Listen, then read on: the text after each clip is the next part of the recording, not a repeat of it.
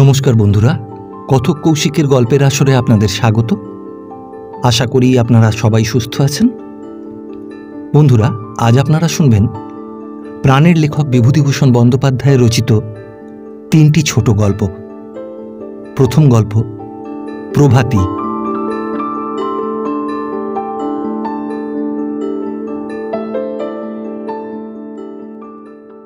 সেদিন কি এক অদ্ভুত অভিজ্ঞতা হলো নদীর তীরের কাননভূমিতে।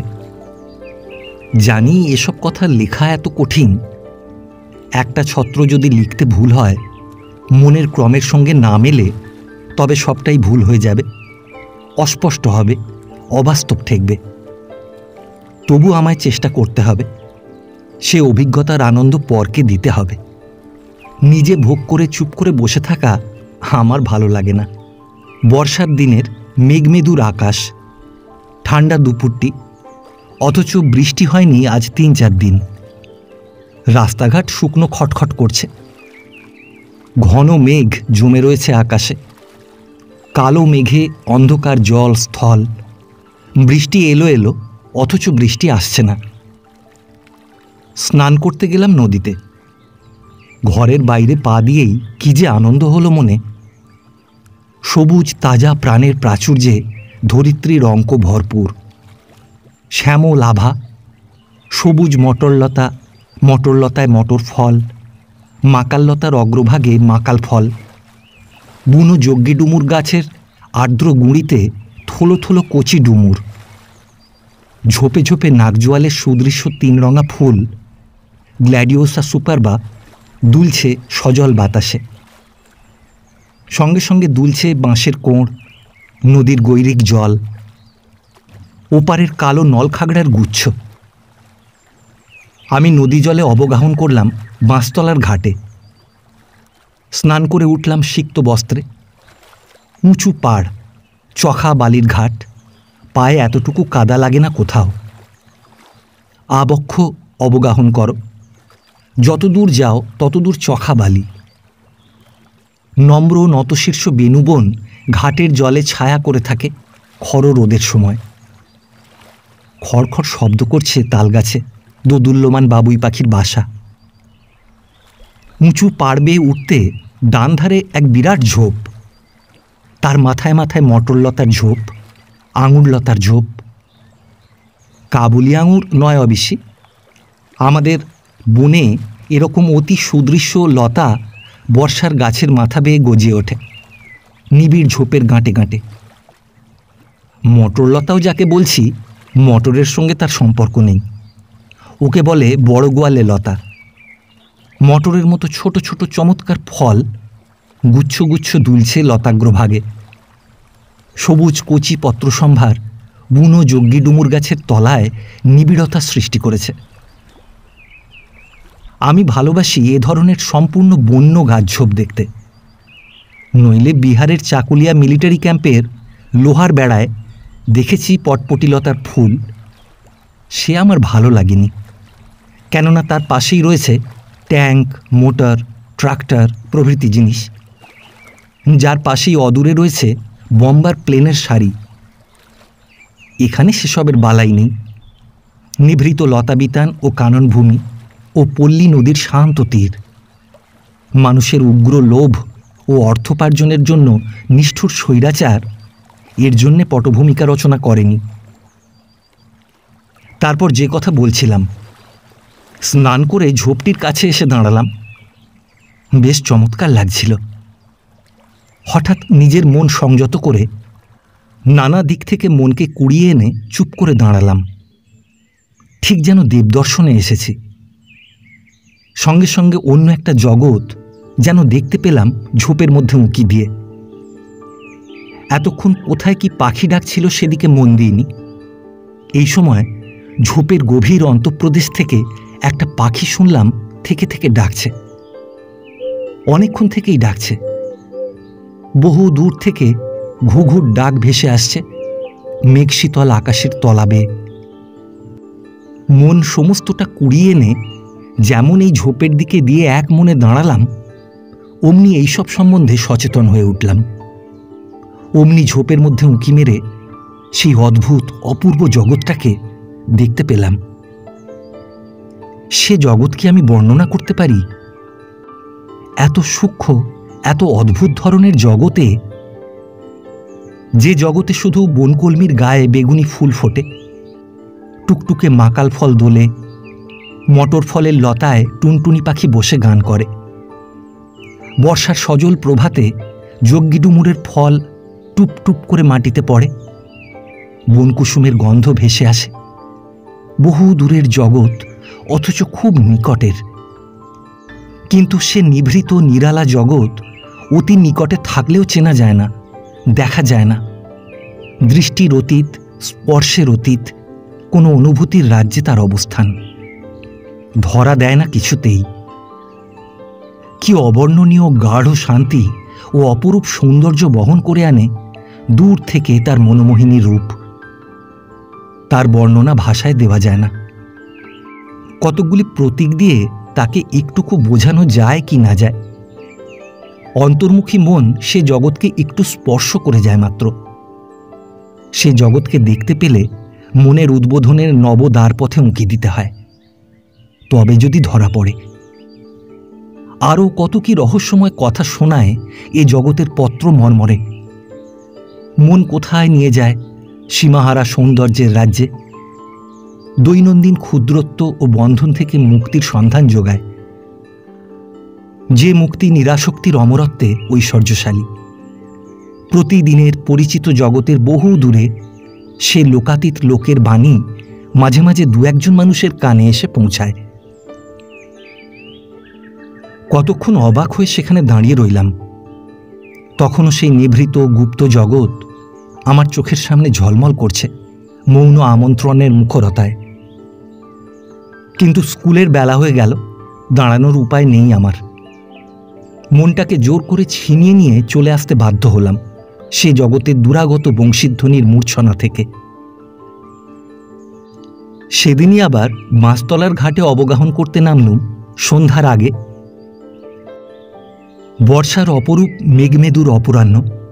পাখি তেমনিই ডাকছে, বনকলমির ফুল তেমনি ফুটে আছে, মটরলতা তেমনি দুলছে। কিন্তু লতাবিতানের নিরালা ফাঁক দিয়ে উঁকি মেরে দেখি ও বেলার দেখা সেই রহস্যময় জগৎ অন্তর্হিত হয়েছে। কিছুতেই তাকে আর খুঁজে পেলাম না।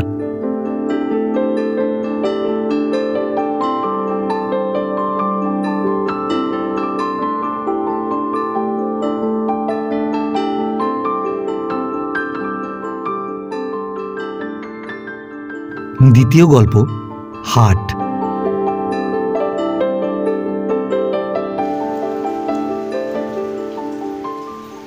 গাঙের ধারে পটলের ক্ষেত। বুড়ো কুড়ন মণ্ডল সবুজ উলুখড়ের বেড়া ঘেরা ক্ষেতটিতে বসে পটল তুলে বাজরা বোঝাই করছিল। ক্ষেতের নিচেই হারান মাঝি দুয়ারি পাতছে গাঙের জলে। আজ বড় মেঘলা দিন। বৃষ্টি হবে না করে এমন বৃষ্টি নেমেছে যে দুদিনের মধ্যে থামল না। হারান বললে, কুরন, একটু তামাক খাওয়াবা? নামো ওখান থেকে, এদিকে এসো। একটা বাবলা গাছের তলায় দুজনে তামাক খায় বসে। দুজনেই জলে ভিজছে, কিন্তু কেউ ওটা গ্রাহ্য করছে না। ভদ্রলোক নয় যে ঘরের মধ্যে বসে থাকবে। জলে না ভিজলে ক্ষেত খামারের কাজ বা মাছ ধরার কাজ হবে কোথা থেকে? আর এতে ওদের শরীরও খারাপ হবে না ওরা জানে। রোদে জলে শরীর পেকে গেছে। ভদ্রলোক হলে এমন ধারা ভিজলে নিউমোনিয়া হতো হয়তো। হারান বললে, হাটে যাবা? হ্যাঁ যাই, 2 বাজরা মাল কাটাতে হবে তো। তা কোন হাটে যাবা? নতুন হাটে? হ্যাঁ তাই যাব।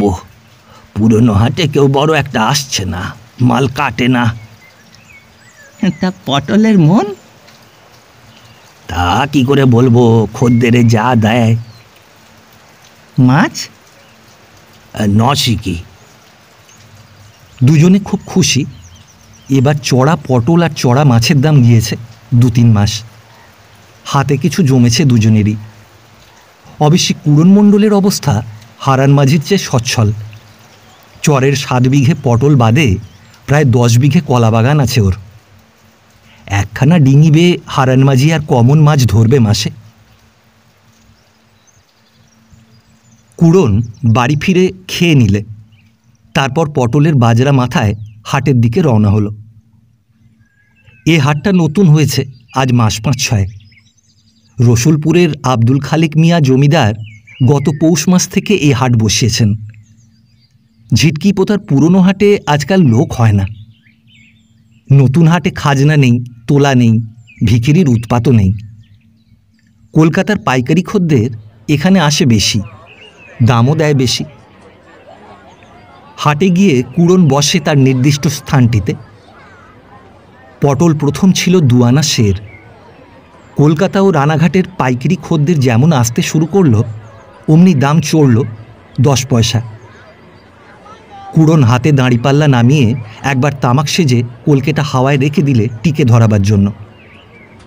একটা খদ্দের এসে বললে, এক পটল কত? কুড়ন গম্ভীর ও নিষ্পৃহ সুরে বললে, 12 পয়সা। 12 পয়সা কীরকম? সব জায়গায় 10 পয়সা, আর তোমার 12 পয়সা? তবে সেই সব জায়গায় নেওগে যাও। তা ভালো পটল? হাত দিয়ে দেখো, আসল বসে কি লতার পটল। তুলে দেখো না একটা, এর দাম 12 পয়সা। কুড়ন মণ্ডল ঘুঘু ব্যবসাদার। খদ্দের কিসে ভোলে কোন ধাপ্পায় তাকে কাবু করা যায়, এসব তার গত 36 বছরের অভিজ্ঞতা প্রসূত জিনিস। নিজের জিনিসের দাম নিজেই চড়িয়ে দিতে হবে এবং জোর গলায় নিজের জিনিসের তারিফ করতে হবে। খদ্দের ভিজবেই, ভিজতে বাধ্য। খদ্দের তখন 12 পয়সার পটলকে কল্পনানয়নে অনেক উঁচু বলে ভাবতে শুরু করবে। ব্যবসার এ অতি গুহ্য তত্ত্ব। কুড়ন মণ্ডল সারা জীবন ধরে সাধনা করে এ তত্ত্বে সিদ্ধি লাভ করেছে। দেখতে দেখতে খদ্দেরের ভিড় লেগে গেল তার সামনে। 10 পয়সা সেরের পটল কেউ কেনে না। কুড়ন মণ্ডল মনে মনে হেসে চড়া গলায় বলতে লাগলো, এই চলে এসো খদ্দের, 12 পয়সা, সরাটির চড়ার সেরা পটল, 12 পয়সা, চলে এসো। 20 মিনিটের মধ্যে আদমন পটল উঠে গেল ওই দরে। সিকি ও আনি প্রচুর জমলো বগলিতে। কুড়ন আব্দুল সোভান ফকিরের কাছ থেকে 1 ছড়া পাকা মর্তমান কলা কিনে নিজের বাজরায় রেখে বললে, কটা পয়সা দেবো ও ফকির? হ্যাঁ দাও, যা দেবা, 3 আনা দাও। 12টা কলার দাম 3 আনা, এক একটা কলা 1 পয়সা। আব্দুল ফকিরও ঘুণ ব্যবসাদার। নিজের বাড়ির উঠোনে সব রকম তরিতরকারি উৎপন্ন করে এবং তাই হাটে বেচে 2 পয়সা রোজগার করে। ওর সম্বন্ধে এক গল্প প্রচলিত আছে এ অঞ্চলে। কে একজন 2টি পাতিলেবু চাইতে গিয়েছিল আব্দুল সোভানের বাড়ি। ও ফকির, লেবু আছে তোমার বাড়ি? পাছে বিনি পয়সায় দিতে হয়। তখনই ওর মুখ বন্ধ করবার জন্য আব্দুল ফকির বললে, হ্যাঁ, পয়সা দিলেই পাওয়া যায়। সেই আব্দুল ফকির। সে অমায়িকভাবে হেসে বললে, এই যুদ্ধের বাজারে কোন জিনিসটা সস্তা দেখছো ও কুড়ন? তুমি পটল বেচলে কি দর? না, ফকিরের সঙ্গে পারা গেল না। অবশেষে 10টা পয়সা দাম দিতেই হলো। বেলা 5টার মধ্যে পটলের বাজার কাবার, বিক্রিও বটে। কুড়ন তাদের গাঁয়ের হরিপদ মাইতিকে ডেকে বললে, কখানা বাজরা বেচলে? 2 খানা। বেশ বিক্রি, কি বলো ভাইপো? যুদ্ধের সময় লোকের হাতে পয়সা কত আজকাল। তা সত্যি। এমন কখনো দেখেছিলে খুড়ো? তোমার বয়স তো 4-20 কাছে ঠেকলো। তুমি যখন হাট করতে আরম্ভ করেছো তখন আমরা জন্মাইনি। তা সত্যি। হরিপদ মিথ্যে বলেনি। কুড়ন ভেবে দেখে, সত্যি হরিপদ যখন জন্মায়নি তখন থেকে সে হাটে পটল বেচে। কিন্তু সে এ হাটে নয়, ঝিটকি পোতার পুরনো হাটে। এ হাট তো মোটে গত পৌষ মাস থেকে হয়েছে। কুড়ন আর 40-42 বছর ধরে ঝিটকি পোতার হাট করছে। কতদিনের কত স্মৃতি ঝিটকি পোতার হাটের সঙ্গে জড়ানো। এ নতুন হাটে এসে কোনো আনন্দ হয় না। এখানে এসে পয়সা হয় বটে, কিন্তু সব ফাঁকা ঠেকে। মন খুশি হয়ে ওঠে না। মনের যোগাযোগ কিছু নেই এ হাটের সঙ্গে। কথাটা তার রোজই মনে হয়। ঝিটকিপোতার হাট তার কতকালের পরিচিত। এখানে বসে সে এতক্ষণ ভাবছিল ঝিটকিপোতার হাটের সেই অশ্বত্থ গাছের তলা, যেখানটিতে ৪২ বছর ধরে ফি হাটে বসে সে পটল বিক্রি করে এসেছে। কত পুরনো লোক ছিল, তাদের কথা মনে পড়ে। তার আগে ওইখানটিতে বসত লক্ষণ সর্দার, ভীম সর্দারের বাপ। লক্ষণ সর্দার বেগুন বিক্রি করত। তার বাপের বয়সী বুড়ো, তাকে হাতে ধরে বেচা কেনা শিখিয়েছিল। রোজ নিজের গাড়িতে চড়িয়ে ওকে নিয়ে আসতো হাটে। লক্ষণ সর্দার মরবার পর তার ছেলে ভীম ওকে বললে, ওই বাবার জায়গাটিতে তুমি বসে বেচা কেনা করো দাদা, আমি হাট করা ছেড়ে দিলাম। ও বেগুন পটল বিক্রি আমার পোষাবে না, আমি পাটের ব্যবসাতে নামবো ভাবছি। 2 বছর পরে পাটের ব্যবসাতে ফেল মেরে ভীম সর্দার আবার যখন হাটে ফিরে এলো বেগুন পটল বেচতে, তখন অশ্বত্থতলায় কুড়নের আসন পাকা হয়ে গিয়েছে। সেসব আজ কত বছরের কথা। নতুন হাটে বসে পুরনো হাটের সেই অশ্বত্থতলার কোনটি বড় মনে পড়ছে। সেই জায়গাটি ছিল ওর লক্ষ্মী। ওখানেই বেচা কেনার কাজে হাতে খড়ি, জীবনের উন্নতির সূচনা। আজ যুদ্ধের বাজারে পটলের দাম বড় চড়া। এত চড়া দামে কখনো পটল বিক্রি হয়নি তার জীবনে। এত পয়সাও কোনোদিন হাতে আসেনি। তবুও ভালো লাগে না। পয়সাতেই কি জীবনের সুখ হয় শুধু? আজ কোথায় গেল সেই ভূষণদা? কোথায় গেল কেষ্টময়রার বাবা হরিময়রা? কোথায় গেল হাটের সাবেক ইজারাদার পাঁচু নিকিরি? পাঁচকড়ি নিকিরি কখনো হাটের খাজনা আদায় করেনি ওর কাছে। বলতো, তোমার কাছে 4 পয়সা খাজনা নিয়ে কি করব কুড়ন? 1 সের করে পটল দিও তার বদলে, আর 2টো বেগুনের চারা। এবার বর্ষায় 8 বিঘে টাক বেগুন লাগাবো ভাবছি। মুক্তকেশী বেগুন আছে? হ্যাঁ আছে, বীজ দেব এখন। কাঁটা বেগুন, এক একটাতে 1 সের। হ্যাঁ বলো কি? আরে হয় না হয় চোখি দেখো, নিজের চোখি দেখলে তো অবিশ্বাস যাওয়া না। বেলা গেল। ওদের গায়ের লোকেরা গাড়ি করে বেগুন পটল এনেছিল। খালি গাড়িতে ওরা সবাই একসঙ্গে বসে বাড়ি ফেরে। হাঁটতে হয় না এতটা রাস্তা। ওকে ডাকতে এলো হরিপদ মাইতি। বললে, খুড়ো বাড়ি যাবা না? চলো গাড়ি যাচ্ছে। কই দাও তোমার বাজরা তুলে দিই গাড়িতে। যাব, তুমি বাজরা তুলে দাও, আমি ওই মেচোহাটা পানে যাই। কনে যাবা?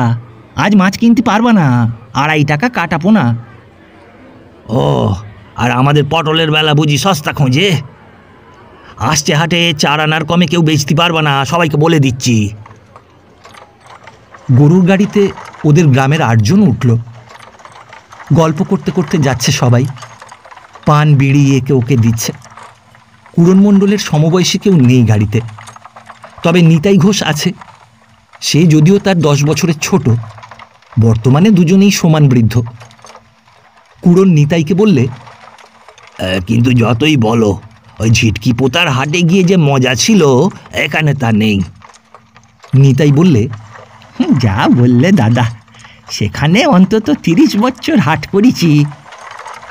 তুমি 30 বছর আর আমি 40-42 বছর সেখানে হাট করেছি। সেইখানে মন বড্ড টানে। মনে পড়ে ওই সেইবার বন্যের সময় ভূষণদার দোকানে চড়ুই ভাতি করলাম। ও, সেসব কি আজকের কথা? ভূষণদা মারা গিয়েছে আজ অন্তত 10 বছর। সে অন্তত 20 বছর আগের কথা। কি দিয়ে খেয়েছিলে বলো তো? আমার আজও মনে আছে, ওই খিচুড়ি, কুমড়ো ভাজা, পটল ভাজা আর পোস্ত দিয়ে বড়া ভাজা। হ্যাঁ, আমারও মনে আছে। আর হয়েছিল বেগুনের টক। ও বাবা! গাড়ির অন্য সবাই ছোকরা বয়সে। 2 বুড়োর কথাবার্তা শুনে হেসেই তারা অস্থির। ওদের মধ্যে একটি হাস্যরত ছোকরাকে ধমক দিয়ে কুড়ন বললে, ওরে থাম ছোঁড়া, হেসে যে মলি। তোরা তখন কোথায়? তোরা কি জানবি? ছোকরা জিজ্ঞেস করলে, তখন পটলের দর কি ছিল দাদু? পয়সা সের, কখনো বা পয়সায় 2 সের। দুও এমন পয়সার জুত ছিল না তখন, বলো? ওরে বাপু, হাসিস নে। তখন একখানা বজরা পটল বেচে 1 টাকা 5 শিকে হতো, আর এখন হয় 16 টাকা 17 টাকা। কিন্তু তখনই সুখ ছিল। এখন 1 বাজরা পটল বেচে একখানা কাপড় হয় না। হ্যাঁ ওগো, এই মেঘ করে আসছে, শিগগির হাঁকিয়ে চলো। পদ্মবিলের ওপারে দেখো না মেঘ। একজন বললে, বুঝলে দাদু, সেবার এই পদ্মবিলের ধারে জ্যোৎস্না রাতে আমার জ্যাঠা বড় মাছ পেয়েছিল ড্যাঙায়। সকলে বললে, দূর। বৃদ্ধ নিতাই বললে, দূর না, অমন হয়। হ্যাঁ, আমি একবার এত বড় সরল পুঁটি পেয়েছিলাম ওই গাঙের ধারের সর ঝোপে। আর জল থেকে লাফিয়ে উঠে সরের ঝোপে আটকি ছটপট করছিল। খপ করে গিয়ে ধরেলাম, অমনি 105 পোয়া ওজন ছিল। পুকুরে ডোবায় ব্যাঙ ডাকছে শুনে 2-1জন বললে, আজ রাত্রি বন্যা হবে, ওই শোনো ব্যাঙের ডাক। হরিপদ মাইতি বললে, এই চোখ দিও না, আমন ধান হবে না জল না হলি। জল হোক। ধানের জাওলা খড় হয়ে গেল বৃষ্টি আবানে। এই দুদিনে যা বৃষ্টি হচ্ছে, এ তো শুকনো মাটি টেনে নেবে। বড় বন্যা হওয়া দরকার, টিপ টিপ বৃষ্টির কাজ নয়। সন্ধ্যা হয়ে গিয়েছে, বেশ অন্ধকার। বর্ষা সন্ধ্যায় ঝোপঝাড়ে জোনাকি জ্বলছে, ঘেঁটকোল ফুলের কটু গন্ধ সজল বাতাসে। ওরা গ্রামে পৌঁছে যে যার বাড়ি চলে গেল।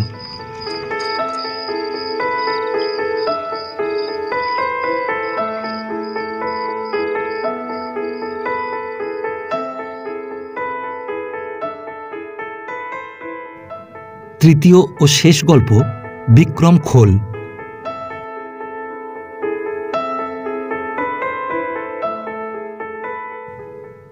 সেদিন ছিল রবিবার, হাতে কোনো কাজকর্ম ছিল না।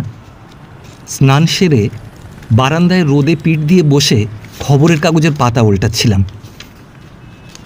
এমন সময় একটা সংবাদ চোখে পড়ল। বেঙ্গল নাগপুর রেলওয়ের ঝাড়সাগুড়া স্টেশনের নিকটবর্তী এক পাহাড়ের গুহায় প্রাগৈতিহাসিক যুগের একটা শিলালিপি আবিষ্কৃত হয়েছে। বিশেষজ্ঞ ব্যক্তিরা দেখে বলেছেন ওটার বয়স অন্তত 4000 বছর। নিকটেই আর একটা গিরিগুহায় প্রাগৈতিহাসিক মানবের আঁকা ছবিও নাকি আছে। অনেকদিন কোথাও যায়নি, একঘেয়ে কলকাতার কর্মক্লান্ত বৈচিত্র্যহীন জীবন আর ভালো লাগছিল না। কিন্তু যাই বা কোথায়? মনে মনে ভাবছিলাম, না হয় একদিন শনি রবিবারে ট্রেনে চেপে ডায়মন্ড হারবার লাইনে কোথাও বেরিয়ে আসব। তবুও প্রথম ফাল্গুনে নতুন ফুটন্ত ঘেঁটু ফুলের দল দেখা যাবে, ফুলে ভরা শিমুল গাছও 2-10টা চোখে পড়বে। আমের বউলের গন্ধ পাওয়াও বিচিত্র নয়। তাছাড়া কলকাতায় যা একেবারেই নেই, যার অভাব মনকে সর্বদা পীড়া দেয়, সংকুচিত করে রাখে, ও লাইনে দুধারের দিগন্ত প্রসারী মাঠ ও ঝুঁকে পড়া নীল আকাশে সে অভাবটা পূর্ণ হবে। হঠাৎ সেদিন খবরের কাগজ পড়তে পড়তে মনে হলো, ডায়মন্ড হারবারে না গিয়ে এখানেই কেন যাই না? এদিকটা আমার একেবারেই অজানা, আর কখনো যাইনি।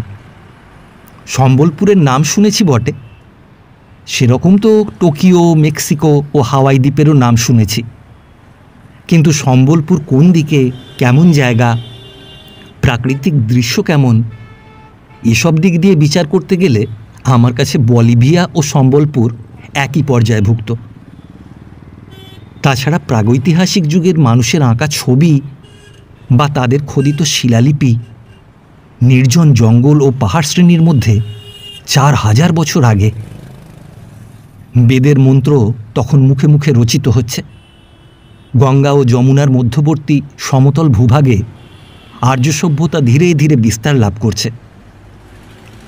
এত সুপ্রাচীন অতীত দিনের সম্পর্ক বিজড়িত স্থানে এই বসন্তের আরণ্য শোভার আবেষ্টনীর মধ্যে 2-1 দিন কাটিয়ে আসা, কলকাতার ট্যাক্সি ও ট্রামের শব্দমুখর রাজপথের ধারের বাসায় বসে সে কথা ভাবতেও মন কেমন মোহাবিষ্ট হয়ে পড়ল। ঠিক করলাম যেতে হবেই, তবে একা গিয়ে সুখ নেই, 2-1জন বন্ধু বান্ধবকে দলে টানতে হবে। কয়েকজন বন্ধু যেতে সম্মতও হলেন। সুতরাং কাল বিলম্ব না করে 5ই মার্চ শুক্রবার রাত্রের নাগপুর প্যাসেঞ্জারে আমরা হাওড়া স্টেশন থেকে রওনা হলাম। যারা পাহাড় ও জঙ্গল দেখতে ভালোবাসেন এবং যারা ইতিপূর্বে বেঙ্গল নাগপুর রেলপথে বেশি দূর যাননি, তাদের একবার এ পথে অন্তত বিলাসপুর যেতে অনুরোধ করি। এমন অপূর্ব আরণ্য শোভা ইয়াইয়ারে দেখা যাবে না, এ কথা জোর করে বলতে পারা যায়। আমি মধুপুর থেকে কিউল ও গোমো থেকে গয়ার কথা তুলছি না, সারা লুপ লাইনেও অন্তত 12-15 বেরিয়েছি। তবুও বলি, বেঙ্গল নাগপুর রেলপথের গোইলকেরা থেকে বিলাসপুর পর্যন্ত 287 মাইল, দুধারের জনহীন ঘন অরণ্য ও ধূসর শৈলমালার দৃশ্য অতুলনীয়। বিশেষত এই প্রথম বসন্তে, যখন বনে বনে বিকশিত বন্য পুষ্পের অপূর্ব বর্ণ বৈচিত্র্য, শাখায় শাখায় নবকিশলয়, আকাশ সুনীল, বাতাসে রৌদ্রতপ্ত ধরনীর দেহ সৌরভ, যখন বড় বড় আঁকাবাঁকা অর্ধশুষ্ক পাহাড়ি নদী গৈরিক বালুরাশির ওপর যেন বন্য অজগরের মতো অলসভাবে পড়ে রোদ পোহায়, আর্দ্রতাহীন নৈশ আকাশে নক্ষত্ররাজি লক্ষ লক্ষ হীরকখণ্ডের মতো জ্বলতে থাকে। দিনে সামান্য গরম, কিন্তু রাত্রির বাতাসে আরামদায়ক শৈত্য। আমার মনে হয় পশ্চিম উড়িষ্যা ও মধ্যপ্রদেশের ওইসব অঞ্চল ভ্রমণ করবার পক্ষে ফাল্গুন চৈত্র মাসই প্রশস্ত সময়। বেলপাহাড় স্টেশনে আমরা পৌঁছলাম পরদিন বেলা 2টোর সময়। রাত্রে স্টেশনের নিকটবর্তী সোমরা গ্রামের ডাকবাংলোয় বিশ্রাম করে পরদিন সকালে আমরা বিক্রমখোল রওনা হলাম। পথে গ্রিন্ডোলা নামে একটি ক্ষুদ্র গ্রাম পড়ে, সেখান থেকে আমরা 2-3 জন স্থানীয় লোককে পথ দেখাবার জন্য সঙ্গে পেলাম। বিক্রমখোল পৌঁছতে বেলা প্রায় 1টা বেজে গেল। এই স্থানের কাছাকাছি কোথাও লোকালয় নেই। গভীর অরণ্যের মধ্যে যে পাহাড়ের গুহায় শিলালিপি আবিষ্কৃত হয়েছে, সে গুহাটির নাম বিক্রমখোল। স্থানটির দৃশ্য সত্যিই অপূর্ব। তবে যে পূর্বে খবরের কাগজে বিবরণ পড়ে ভেবেছিলাম বিক্রমখোলের চারপাশের বনে দলে দলে বন্য হরিণ বিচরণ করতে দেখব, বা দিনে দুপুরে বাঘকে বনের পথে ওঁত পেতে থাকতে দেখা যাবে ইত্যাদি, গন্তব্যস্থলে পৌঁছে সেসব কিছু দেখতে না পেয়ে বোধহয় বা নিরাশ হয়ে থাকব। দৈর্ঘ্যে 2 ফুট ও প্রস্থে প্রায় 36 ফুট পরিমিত স্থান জুড়ে এই লিপিটি কঠিন প্রস্তরগাত্রে উৎকীর্ণ। এই লেখে যে অক্ষর ব্যবহৃত হয়েছে, বিশেষজ্ঞ পণ্ডিতদের মতে তার বয়স 4000 বছর। প্রত্নতাত্ত্বিক শ্রীযুক্ত জয়সওয়াল বলেন, এটি মহেঞ্জোদারোতে প্রাপ্ত অক্ষর ও অশোকানুশাসনের ব্রাহ্মী অক্ষরের মাঝামাঝি সময়ের। যদিও এ বিষয়ে পণ্ডিতদের মধ্যে যথেষ্ট মতভেদ বর্তমান। যা হোক, সে সকল বিচার করবেন বিশেষজ্ঞ প্রত্নতাত্ত্বিক পণ্ডিতেরা। লেখের প্রকৃতি সম্বন্ধে অনধিকার চর্চা করা আমাদের অভিপ্রেত নয়। আমাদের সঙ্গী শ্রীযুক্ত পরিমল গোস্বামী বিক্রমখোল লিপি ও চতুষ্পার্শ্ববর্তী অরণ্যের কখানি ফটো তুলেছিলেন। স্থানটির অবস্থান ফটো তোলবার অনুকূল নয় বলে ফটোগুলি আশানুরূপ হয়নি। বিক্রমখোল শিলালেখের বয়স ও প্রকৃতি যাই হোক না কেন, আমার বক্তব্য এই যে সামনে ইস্টারের ছুটি আসছে। যারা বিদেশে বেড়াতে যেতে ইচ্ছা করেন, তারা গতানুগতিক রাস্তার পথিক না হয়ে যদি পশ্চিম উড়িষ্যার সেই নির্জন বন্য প্রদেশে একবার বেরিয়ে আসেন, তবে তাদের অর্থব্যয় ও শ্রম শিকার বৃথা হবে না, এ কথা বলতে মনে কোথাও বাধে না। কিন্তু যাদের হাতে প্রচুর অবসর আছে, অথচ যারা প্রকৃতিকে ভালোবাসেন, তাদের যেতে বলি ইস্টারের ছুটির পূর্বে যে শুক্লপক্ষ শেষ হয়ে যাবে সেই সময়ের মধ্যে কোনো একদিন। ফেরবার পথে তারা যেন গ্রিন্ডোলা থেকে ছইবিহীন গরুর গাড়ি ভাড়া করে সন্ধ্যার পর রওনা হন, এই আমার বিনীত প্রার্থনা। আমরাও সেখানে গিয়েছিলাম শুক্লা নবমীতে।